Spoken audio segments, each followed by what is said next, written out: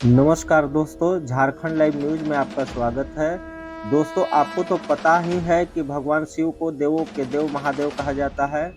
जिस प्रकार ब्रह्मांड का ना कोई अंत है, ना कोई छोर और ना ही कोई शुरुआत, उसी प्रकार भगवान शिव भी अनादि हैं। संपूर्ण ब्रह्मांड शिव के अंदर समाया हुआ है। तो दोस्तों, कैलाश पर्वत को भगवान शिव का निवास स्थान माना जाता है। यहीं पर देवी सती का दायां हाथ गिरा था। मरने के बाद या वह जिसने कभी कोई पाप न किया हो, केवल वही कैलाश पर्वत का फतह कर सकता है। तो आइए आज हम आपको बताते हैं कि आखिर कैलाश पर्वत पर आज तक कोई क्यों नहीं चढ़ पाया है। जानिए इसके पीछे का रहस्य। भगवान शिव का निवास स्थल कैलाश पर्वत आज भी एक रहस्य बना हुआ है, जिस पर कोई भी पर्वतारोही आज तक चढ़ नहीं सका। हालांकि माउंट एवरेस्ट जो दुनिया की सबसे ऊंची पर्वत चोटी है, उस पर भी न जाने कितने लोग चढ़ चुके हैं, लेकिन जैसी कि मान्यता है कि कैलाश पर्वत पर चढ़ने की कोशिश करने वाले दिशाहीन हो जाते हैं, इसीलिए वह कभी फतह नहीं हो सकता है। इस पर्वत पर चढ़ाई न कर पाने के पीछे कई अन्य कहानियां भी प्रचलित है। हिंदू धर्म में कैलाश पर्वत का बहुत महत्व है, क्योंकि वह भगवान शिव का निवास स्थान माना जाता है। लेकिन इसमें सोचने वाली बात यह है कि दुनिया की सबसे ऊंची चोटी माउंट एवरेस्ट को अभी तक 7,000 से ज्यादा लोग फतह कर चुके हैं, जिसकी ऊंचाई 8,848 मीटर है। लेकिन कैलाश पर्वत पर आज तक कोई नहीं चढ़ पाया, जबकि इसकी ऊंचाई एवरेस्ट से लगभग 2,000 मीटर कम यानी 6,638 मीटर है। यह अब तक रहस्य ही बना हुआ है। मीडिया रिपोर्ट्स के मुताबिक एक पर्वतारोही ने अपनी किताब में लिखा था कि उसने कैलाश पर्वत पर चढ़ने की कोशिश की थी, लेकिन इस पर्वत पर रहना असंभव था, क्योंकि वहाँ शरीर के बाल और नाखून तेजी से बढ़ने लगते हैं। इसके अलावा कैलाश पर्वत बहुत ही ज़्यादा रेडियो एक्टिव भी है। कैलाश पर्वत पर कभी किसी के नहीं चढ़ पाने के पीछे कई कहानियां प्रचलित है।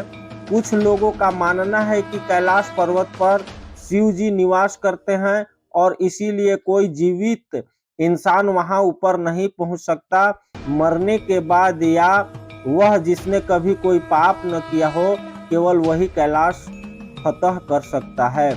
ऐसा भी माना जाता है कि कैलाश पर्वत पर थोड़ा सा ऊपर चढ़ते ही व्यक्ति दिशाहीन हो जाता है, क्योंकि बिना दिशा के चढ़ाई करना मतलब मौत को दावत देना है।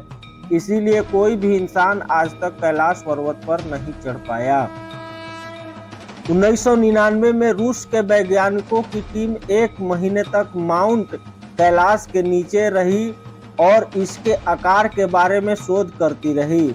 वैज्ञानिकों ने कहा, इस पहाड़ की तिकोने आकार की चोटी प्राकृतिक नहीं बल्कि एक पिरामिड है जो बर्फ से ढका रहता है। कैलाश पर्वत को शिव पिरामिड के नाम से भी जाना जाता है। जो भी इस पहाड़ को चढ़ने निकला या तो मारा गया या बिना चढ़े वापस लौट आया। सन 2007 में रूसी पर्वतारोही सर्गे सिस्टिको ने अपनी टीम के साथ माउंट कैलाश पर चढ़ने की कोशिश की। सर्गे ने अपना खुद का अनुभव बताते हुए कहा, कुछ दूर चढ़ने पर मेरी और मेरी टीम के सिर में भयंकर दर्द होने लगा। फिर हमारे पैरों ने जवाब दे दिया। मेरे जबड़े की मांसपेशियां खींचने लगी और जीभ जम गई। मुंह से आवाज निकलनी बंद हो गई। चढ़ते हुए मुझे महसूस हुआ कि मैं इस पर्वत पर चढ़ने लायक नहीं हूँ। मैं फौरन मुड़कर उतरने लगा, तब जाकर मुझे आराम मिला। कर्नल विल्सन ने भी कैलाश चढ़ने की कोशिश की थी। बताते हैं, जैसे ही मुझे शिखर पर पहुंचने का थोड़ा बहुत रास्ता दिखता कि बर्फबारी शुरू हो जाती और हर बार मुझे बेस कैंप लौटना पड़ता। चीनी सरकार ने फिर कुछ पर्वतारोहियों को कैलाश पर चढ़ने को कहा, मगर इस बार पूरी दुनिया ने चीन की इस हरकतों का इतना विरोध किया कि हार कर चीनी सरकार को इस पहाड़ पर चढ़ने से रोक लगानी पड़ी। कहते हैं जो भी इस पहाड़ पर चढ़ने की कोशिश करता है वो आगे नहीं चढ़ पाता, उसका हृदय परिवर्तन हो जाता है। यहाँ की हवा में कुछ अलग बात है। आपके बाल और नाखून 2 दिन में ही इतने बढ़ जाते हैं जितने 2 हफ्ते में बढ़ने चाहिए। शरीर मुरझाने लगता है, चेहरे पर बुढ़ापा दिखने लगता है। कैलाश पर चढ़ना कोई खेल नहीं। 29,000 फीट ऊंचा होने के बाद भी एवरेस्ट पर चढ़ना तकनीकी रूप से आसान है, मगर कैलाश पर्वत पर चढ़ने का कोई रास्ता नहीं है। चारों ओर खड़ी चट्टानों और हिमखंडों से बने कैलाश पर्वत तक पहुंचने का कोई रास्ता ही नहीं है। ऐसी मुश्किल चट्टानें चढ़ने में बड़े से बड़ा पर्वतारोही भी घुटने टेक देते हैं।